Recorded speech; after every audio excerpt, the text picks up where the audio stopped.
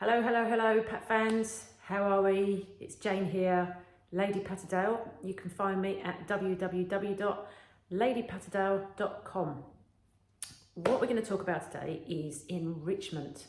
How do we enrich the lives of our little furry friends? How can we make this lockdown a little bit more interesting for them? We've got plenty of things around the house that we can use to actually make their lives a little bit more enriched and to keep their brains active. It may be that you can't necessarily get out at the moment, but there's plenty of things that we can do around the home to actually make them feel energized and, you know, keep their brains ticking over and tire them out without actually having to go out there. One of the things I really like using is a Kong wobble.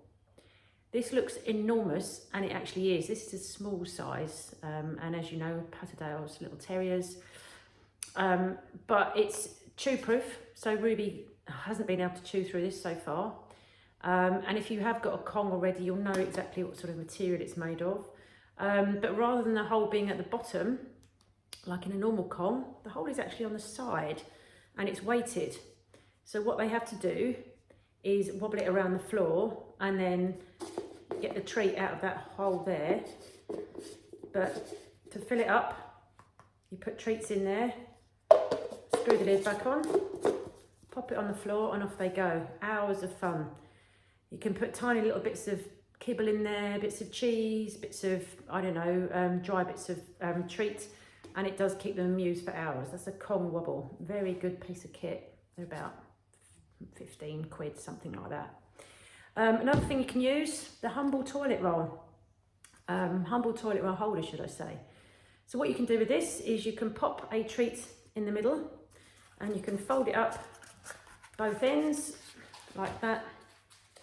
Fold it up nice and tight with a little treat in the middle, and you can let them either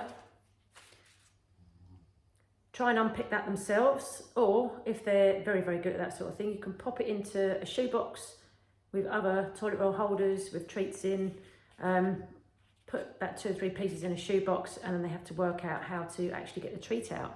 Really good, hours and hours of fun. That is very, very cheap. Rather than chucking this out, use it as one of their little sort of treat things. Another thing that you might find lying around the house is one of these, a very familiar sight.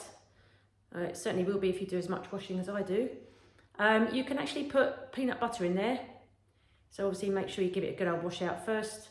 Bung a bit of peanut butter in there, and then they can lick that, stick it on the floor and they can lick it. Okay, a little sort of like washing liquid container.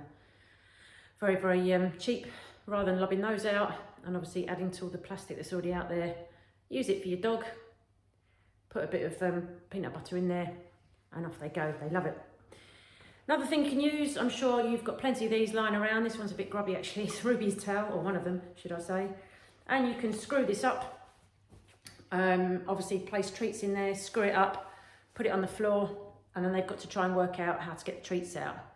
And obviously you can put a few of these lying around the house and it'll keep them amused for hours. All they've got to try and do is unpick the tail and find the treat. So there's a few ideas, very, very cheap ways of keeping your little one amused during lockdown. 10 minutes of brain training is about an hour's worth of walking. So if you can't get out, you know, the weather's rubbish or lockdown, etc., great way to keep your little ones entertained. Enjoy. I'll see you on the next video.